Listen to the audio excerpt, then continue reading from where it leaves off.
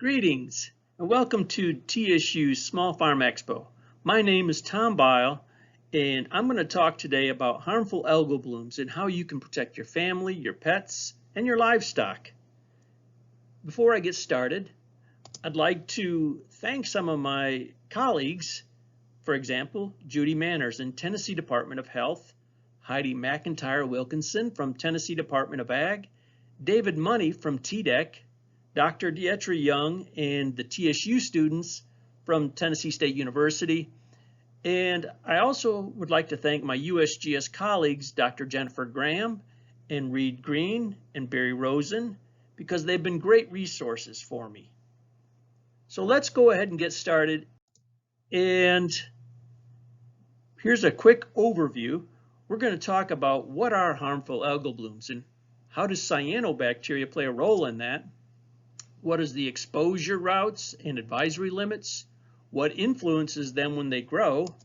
And how can we protect our families and our resources? First, the most basic question is, what are harmful algal blooms, abbreviated as HAB, and why should we care? Well, a harmful algal bloom is like a regular algal bloom that's on steroids. It's grown really fast and it's growing toxic. And this is usually because there's cyanobacteria, which are the blue-green algae, taking over. And these are prokaryote type algae, meaning that they're not true algae. They're more closely related to bacteria. And you can see what they look like in the pictures to the right. But before we make them sound really terrible and everything, we should also recognize that they've been very beneficial to our planet. They've been around for over 2,000 million years.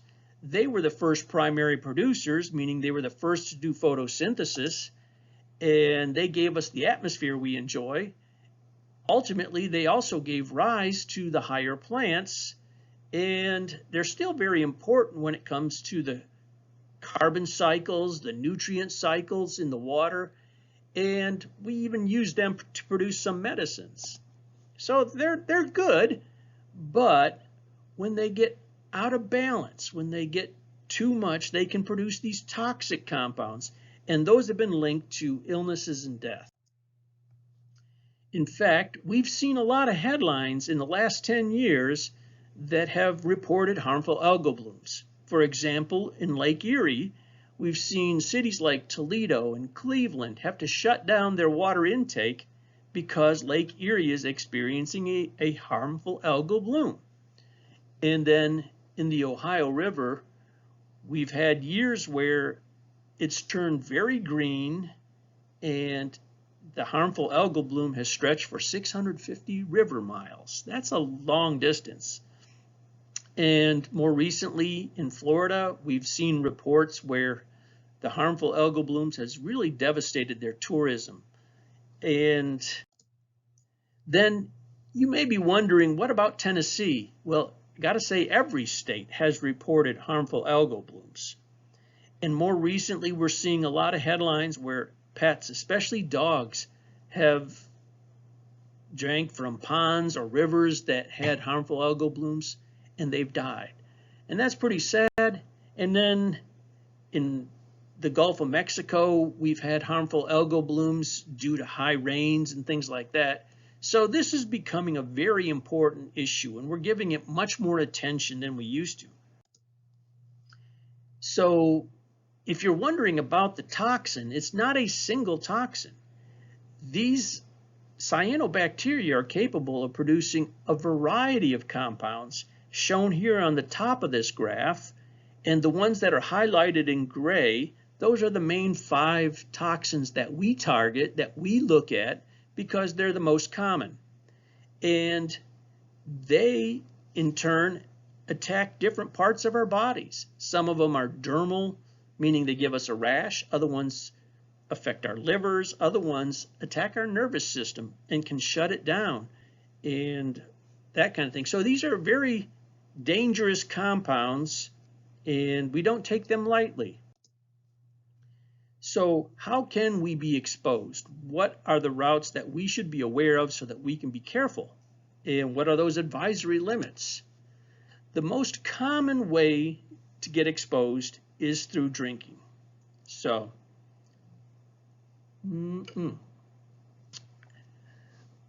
it can get through our water treatment, the old-fashioned type. So many of the water treatment plants have established new procedures and ways to purify their water, which is good.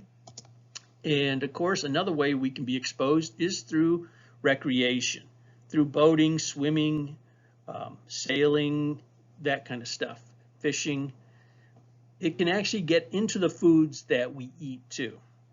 So we're also finding out that aerosols, that when you have a good stiff wind and it kind of lifts up some droplets of water, and if it's rich with harmful algal blooms, we can breathe it in, and that's a really bad way to be exposed. It could also be aerosolized by irrigation, and it can be, pumped from a pond or a river that has harmful algal blooms and put onto our crops, so we could ingest it that way too.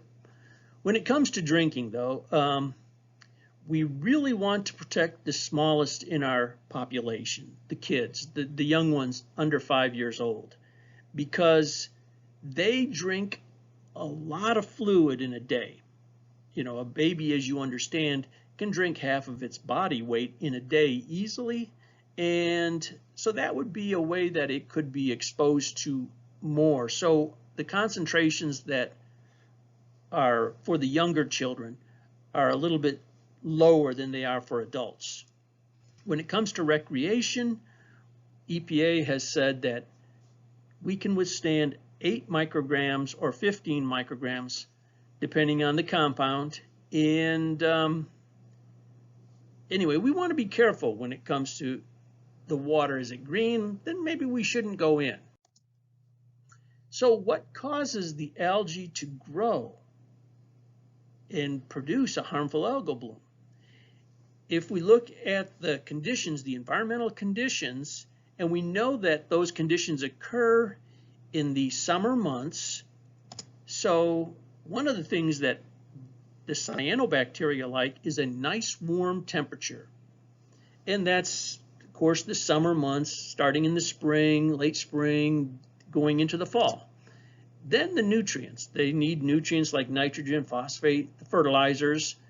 And again, our growing season, our grasses, our lawns, all those things that we apply fertilizers to, it can wash off during the summer. But there's a residence time too, that in the summertime, especially in the second half, we tend to get fewer storms and the rivers get a little slower and we're not flushing the lakes out quite as much. So there's more residence time for the algae to build up. And of course, daylight. They like to do photosynthesis and we have the long days. When we have all 4 conditions come together, a HAB can be produced. But with climate change, we've noticed that our residence times are longer because we have many droughts.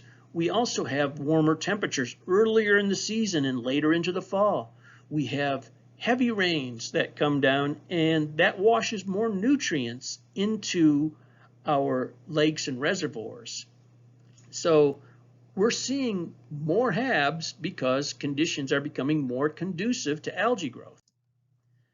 And then one other basic question here is, why do these blue-green algae produce these toxins?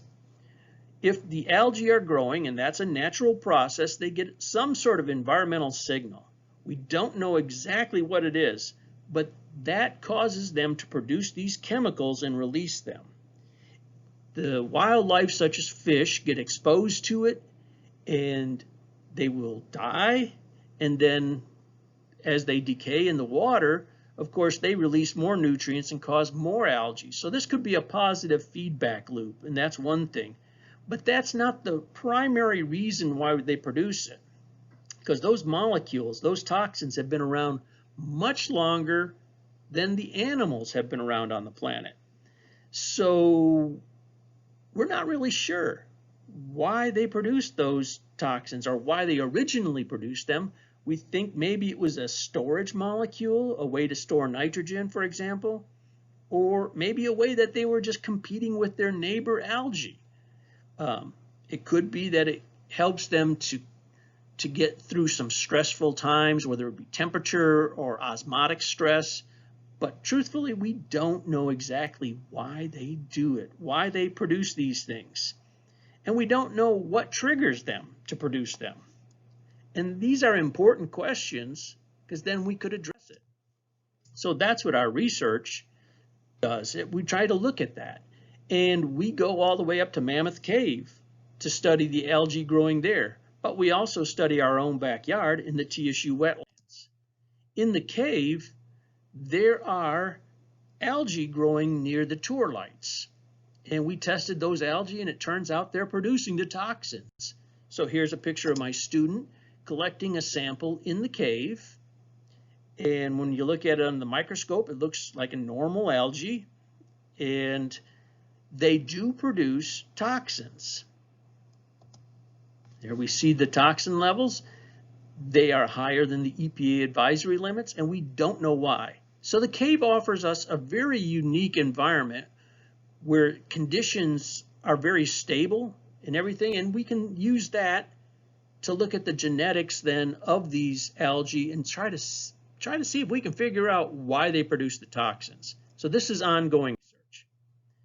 In the TSU wetlands, we've been doing this now for a number of years, where we go out and we sample the water. We have monitoring equipment in place.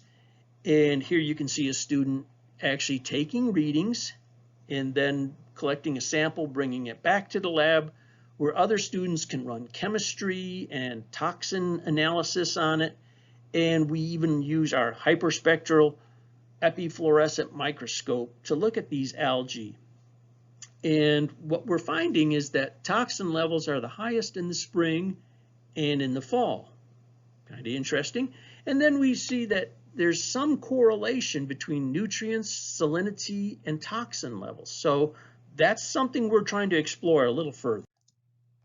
Now, do you think you have toxins in your pond or your river or whatever, or your recreation place? You may want to sample it, especially if you know there's a storm coming. And the storms can flush out the toxins. So if you report it and it takes them several days to get out there, then it may be flushed out of the system. So if you were going to collect your own sample, I want you to be very, very careful. This is not something that you do just as a joke. This is something where you get some disposable gloves, a Ziploc bag, and a nice bottle. And I prefer to use the mason jar because they're strong and they got the big wide mouths on them, so I can quickly and easily get that algae. You just reach down there and get a grab sample. Do this very carefully, don't splash. And you don't fill the bottle up completely. You leave a little bit of headspace so that it can breathe. And then you put it in a Ziploc. Of course, you put the lid on and everything, and you label it. Be sure to label it, and be sure to put caution on the bag so that nobody will go, "What's this?" and start fiddling around with it. I put it in the fridge. You can put it in the freezer. Be careful because it's a glass bottle in this case. And then it depends on what the analysis. Again, the fridge is probably the best route for you. Then you want to contact the Tennessee Department of Health, and there are several ways to do that. There's an email address here, there's a phone number, and there's a website with a form. You will remain anonymous. They will have to ask you who you are and where did you get this sample and interact with you in that kind of way, but that will not be released to the public. When the sample is gotten, it triggers a decision flow chart that we ask, was there an animal that was hurt or a human that was hurt?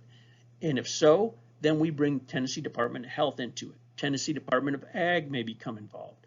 They have vets and things like that, which they can bring out and check out, what is going on. If there's no animals, but you suspect that it's dangerous and a sample has been gotten, that will trigger a different flow decision, and basically TDEC, Tennessee Department of Environment and Conservation, Tennessee Wildlife Resource Agency, or even the Corps of Engineers can be involved here, depending on who's in charge of it, who's the regulator, that kind of thing. So now you're probably wondering, okay, we're going to have these harmful algal blooms, and it looks like we got to start living with it. Is there some way that we can get rid of them? And can we just add more zooplankton to eat them? That would be great. And if things were balanced in nature, that would work. But that's what this whole point is that a harmful algal bloom is when things are out of balance and you've exceeded the growth rate and they can't keep up with it. And besides, they'd rather not eat those toxic algae because it's toxic to them. We've had mussels, which are good at filtering water, but they will preferentially eat the green algae and spit out the blue-green. And when they can't, when there's nothing left for them to eat but the blue-green, then it will kill them. So some people are studying the viruses called cyanophages that can kill the algae, the blue-green algae, very specifically targeting them, but this is only in the research phase and it's not something that would be commercial or ready to be used yet, because obviously there are some potential side effects that we just got to get through, and we got to check this out before we try to apply that. So the most promising management tool is just controlling the nutrients. Keep the animals out of the water. Don't let them just stand there and go to the bathroom in the water. Don't spread manure or fertilizers when you know it's going to rain, because geez, that's going to just wash right into our rivers. Have those buffer, lanes and stuff like that so that the water can be filtered as it's flowing toward the stream and that kind of thing. So this summarizes everything I just talked about. From what causes the harmful algal bloom? Well, it's the intense storms, the nutrient runoff, the droughts, the deposition of nutrients and the flushing of nutrients, and they grow and they can change their buoyant density, meaning they can float up and down in that body of water and optimize and get the right kind of photosynthesis. There's all sorts of things going on that we're studying. But ultimately, what we want to avoid is something like this, where the guy is saying, I think we're way beyond the point where algicide is going to help. Again, if you need to reach me, my name is Tom Byl, and my email address is here. And also shown here are those HAB reporting contacts. So thank you very much for your time, and let's hope that we don't have too many harmful algal blooms here in Tennessee. Thanks, everyone.